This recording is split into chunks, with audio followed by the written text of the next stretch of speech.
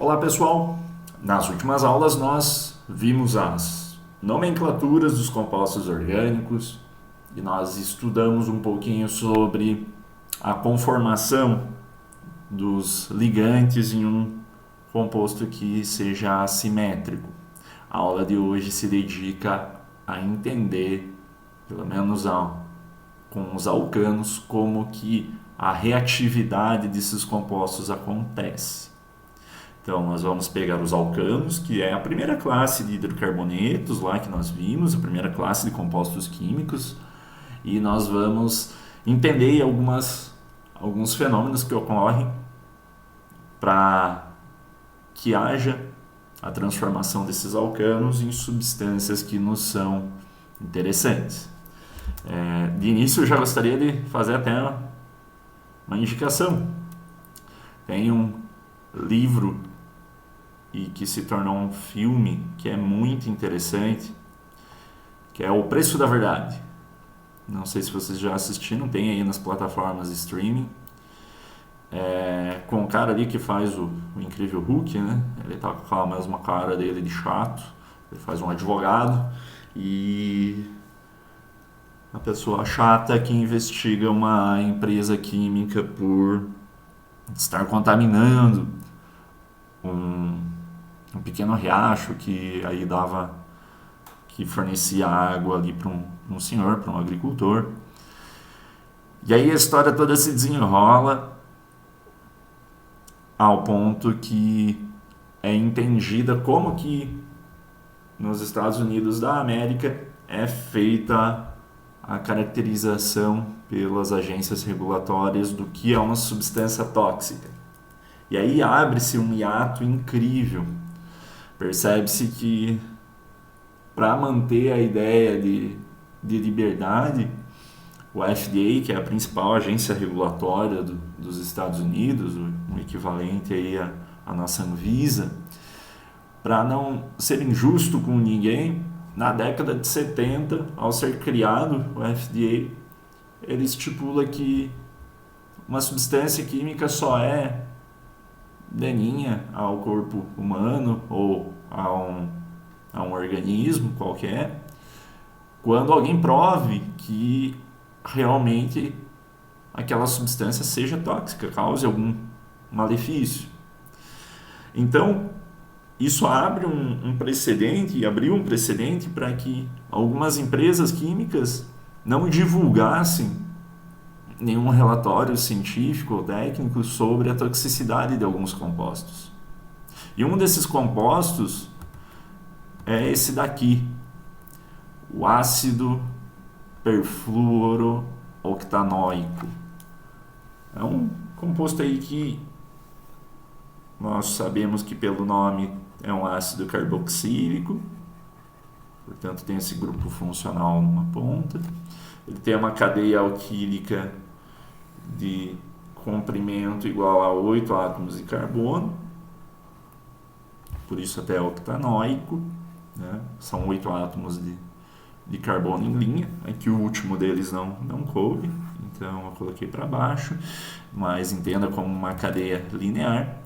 E, diferentemente do ácido octanoico, o ácido octanoico seria essa mesma substância, só que onde você está vendo o F, você veria H, ou seja, hidrogênios na cadeia alquílica.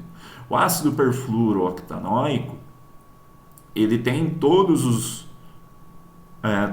substituintes do hidrogênio igual a flúor. Então, toda essa cadeia alquílica aqui tem flúor. Esse composto foi apelidado pelas indústrias químicas de C8. E ele é bem conhecido de nós. Ele é um composto que é bem conhecido. Você hoje deve ter tido acesso ao C8. Pelo menos se você comeu aí alguma coisa que foi preparada em uma panela de Teflon, você teve contato com o C8, o ácido perfluorooctanoico. Então, esse filme aí, O Preço da Verdade, ele conta a história do desenvolvimento do Teflon. algo que foi muito útil, principalmente na indústria bélica, porque fazia com que as peças não tivessem atritos, né? E aí depois de um tempo, isso foi utilizado muito na Segunda Guerra Mundial, né? Para o desenvolvimento principalmente aí de sapatos, de tanques de guerra e mecanismos que, ao invés de você precisar untar tudo aí com graxa, com óleo, o simples fato de ele estar recoberto por teflon fazia com que houvesse tanto uma proteção da superfície como deixava a superfície mais lisa. Então, com o fim da necessidade bélica, a indústria quis dar outra finalidade para essa molécula, né? Ácido perfluorooctanóico.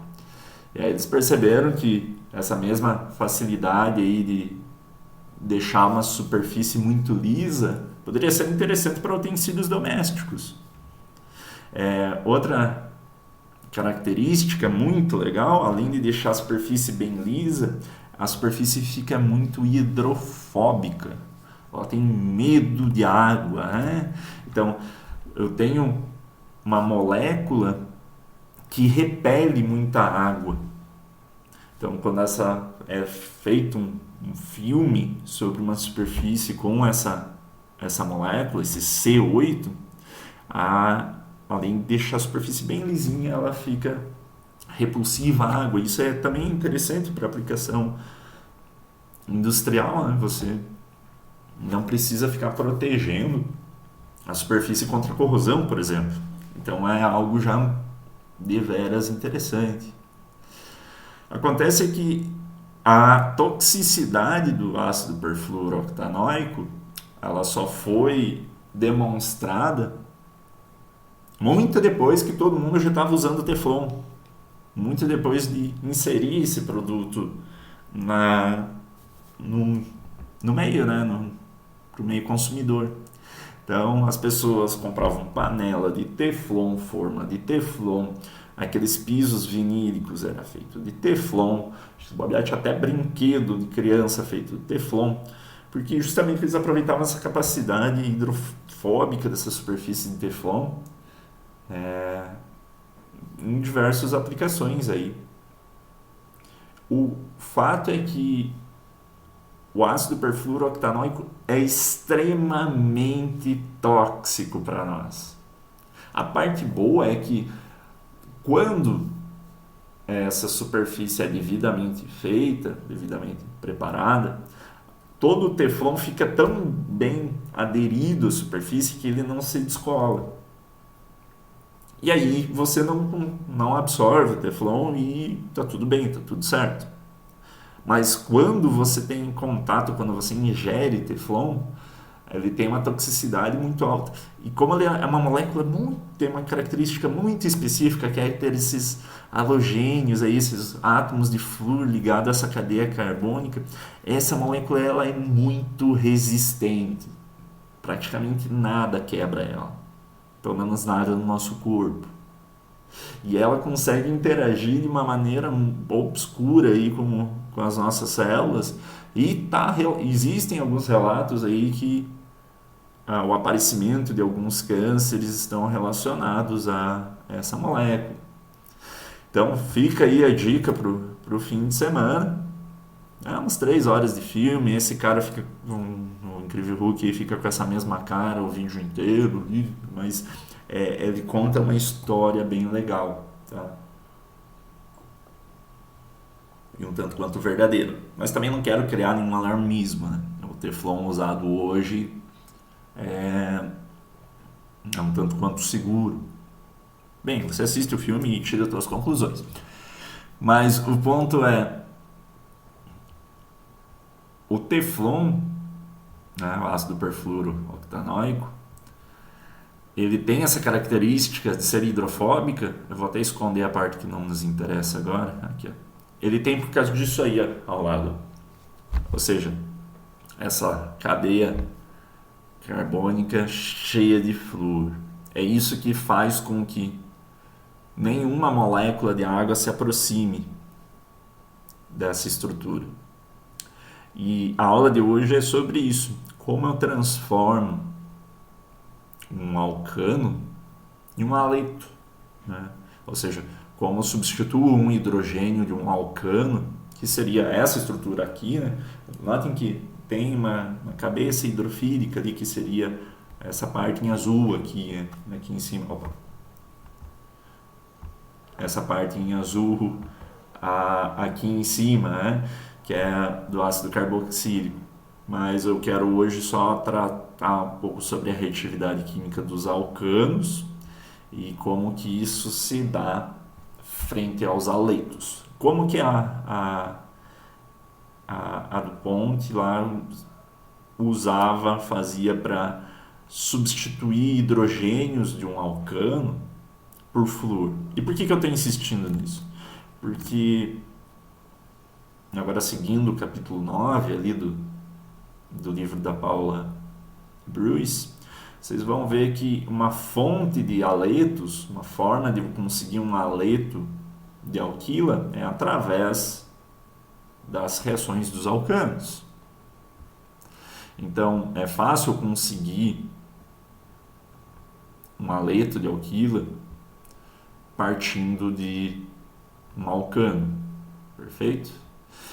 E aonde que eu tenho um alcano? Da onde que surge essa espécie química? Ela surge de hidrocarbonetos. E a gente já sabe isso, né? Então, quando eu tenho uma mistura, por exemplo, petróleo, eu tenho uma mistura muito grande de hidrocarbonetos lá dentro. Hidrocarbonetos, moléculas que só tenham carbono e hidrogênio na sua cadeia. Então, quais são os hidrocarbonetos mais simples? O metano, o CH4, que é um gás, o etano, o propano, o butano, e assim sucessivamente. Então, até mais ou menos 4 átomos de carbono, quando eu tenho estruturas com até 4 átomos de carbono, eu tenho uma estrutura no estado gasoso. Quando eu tenho moléculas que têm entre 5 átomos de carbono e 10 átomos de carbono, eu tenho um estado líquido. E a partir disso, 10, ou seja, 11 carbonos para frente, eu tenho moléculas que estão em estado sólido, na verdade estado pastoso. Então, eu tenho uma grande quantidade de alcanos nas misturas que vêm do petróleo.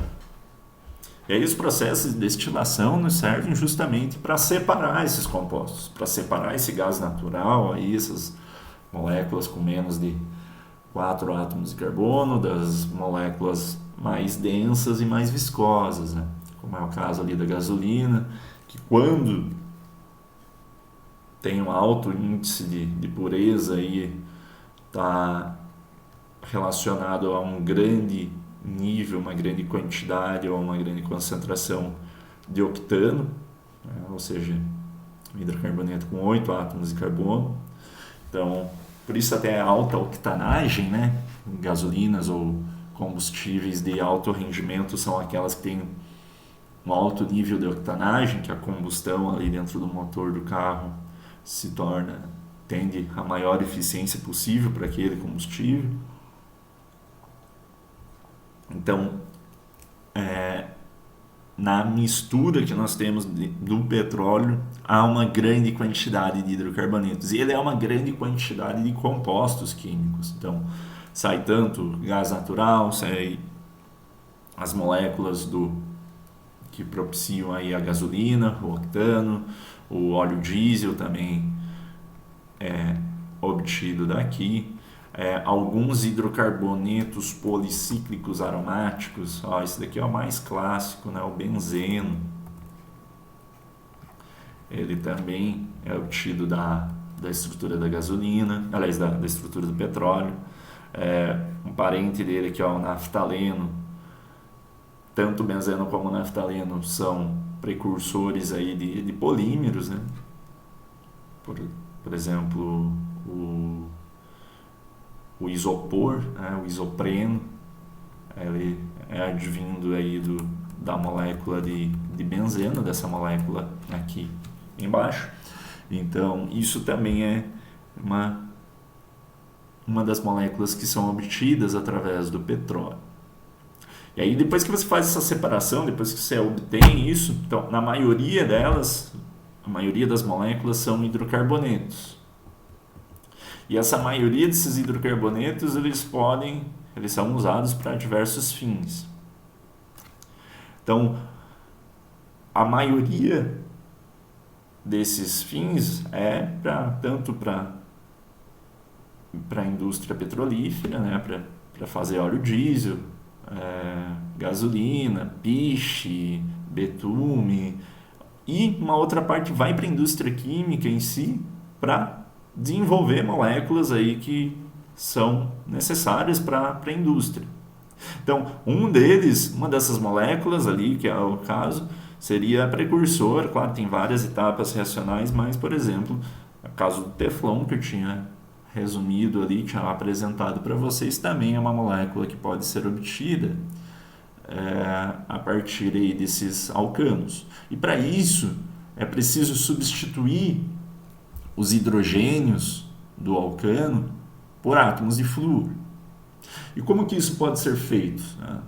Então, é feito, pelo menos para hidrocarbonetos de pequena cadeia alquílica, ou em poucos passos reacionais, é feito de uma maneira tanto quanto simples, mais complexa quanto os acontecimentos a nível intermolecular. E é isso que nós vamos nos ater hoje. Então, porque aqui eu tenho a representação esquemática, aqui à direita, da reação entre o metano e o cloro. E note que agora eu estou falando cloro molecular. Então, vou colocar aqui no ladinho Cl2, é o cloro molecular. Então, tanto o CH4, que é o metano,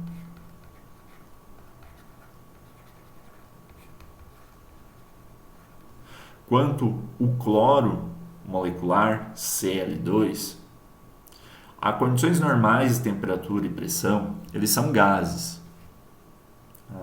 E bem estáveis quando separados ali.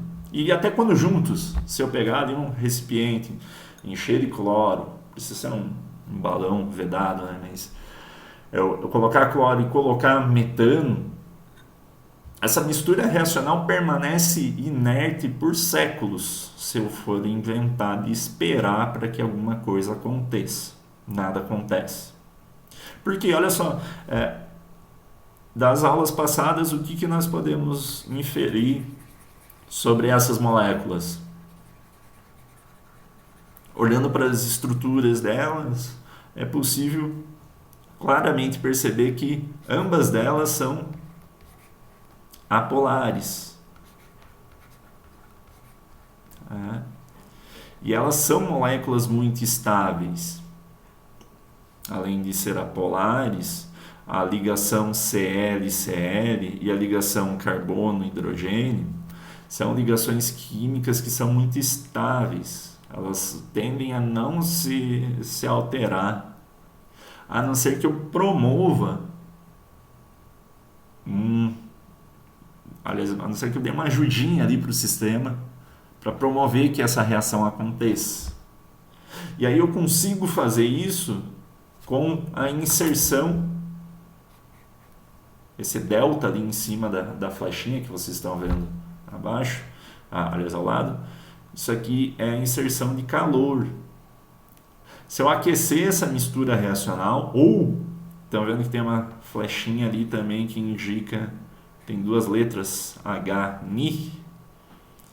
O H e o Ni, na verdade, é para uma forma elegante aí de explicar que está sendo colocada luz nesse meio reacional. Então, quando eu misturo metano e cloro e submeto essa mistura a uma fonte de calor ou uma fonte de luz, eu tenho uma reação química entre esses dois. E notem que eu tenho CH4, Cl2, e aí estequiometricamente está tudo certo, né? Porque aqui é CH3 e tem um hidrogênio aqui no ácido clorídrico. Então, essa reação fornece o cloreto de metila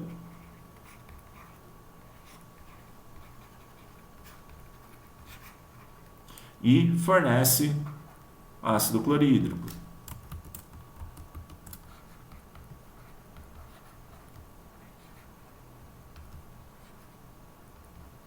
O HCl. O mesmo vai acontecer se eu pegar bromo, iodo até vai, flúor também. Quem são esses alimentos aqui que eu acabei de citar? Cloro, bromo, iodo. Nós temos aqui uma tabela periódica. Só deixa eu tentar abrir ela aqui. Aqui, perfeito. Olha aqui na tabela periódica quem eu acabei de citar. Cloro, bromo, iodo e flúor. Os halogênios, né? Então, gases provenientes dos halogênios, eles, quando submetidos juntamente com calor e ou com luz, eles conseguem quebrar algumas ligações, aí que fica um momento de introspecção. O que será que acontece? Será que... Eu vou puxar aqui para facilitar para o desenho. O que será que acontece nessa situação? Será que quando eu tenho cloro gasoso, Cl2, né, representado dessa forma, será que ele que se quebra, formando dois radicais? Ou será que aquela luz e aquele calor quebra, na verdade, essa ligação, gerando isso daqui?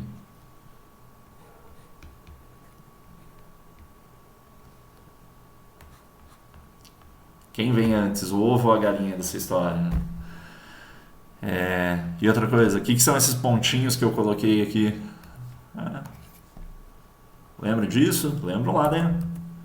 Quando eu falava, né, sobre a ligação química, eu criava aqui uma intersecção entre os dois e era possível eu criar a ligação química pelo compartilhamento aí de dois elétrons. E o resto dos elétrons? O resto dos elétrons estão aqui, mas eu não expressei por causa que não é muito conveniente agora.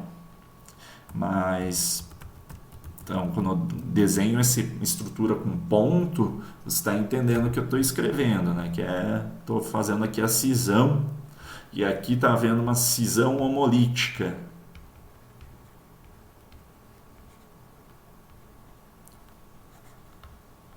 Por quê? Há a quebra da ligação cloro e há a formação de duas espécies, cloro radicalar, e nessa situação cada átomo de cloro ficou com um elétron da separação ali, da divisão universal de bens ali do casalzinho, né? Então cada um ficou com um elétron, ficou de maneira igual essa divisão. Então uma cisão homolítica. Nem sempre isso vai acontecer, tá? Mas a pergunta que eu te enderecei foi: o que será que acontece? Será que é isso que acontece? É isso que acontece? Será que são as duas coisas que acontecem? O que será que acontece para que inicie-se uma reação química da maneira como a gente viu ali no slide, né? Porque em um certo momento, para que essa reação aqui ao lado aconteça, um hidrogênio precisa sair do metano, um cloro precisa sair da molécula de cloro, e esse cloro precisa encontrar esse metano para formar o cloro-metano, ou cloreto de metila. e ficou ali o H e o Cl. Ou será que o ácido clorídrico é formado antes do que o clorometano? Como que eu consigo saber, será, quem é formado antes e quem acontece por primeiro, quem acontece por último? Fica essa pergunta aí para você refletir, e aí no próximo vídeo eu já trago as respostas.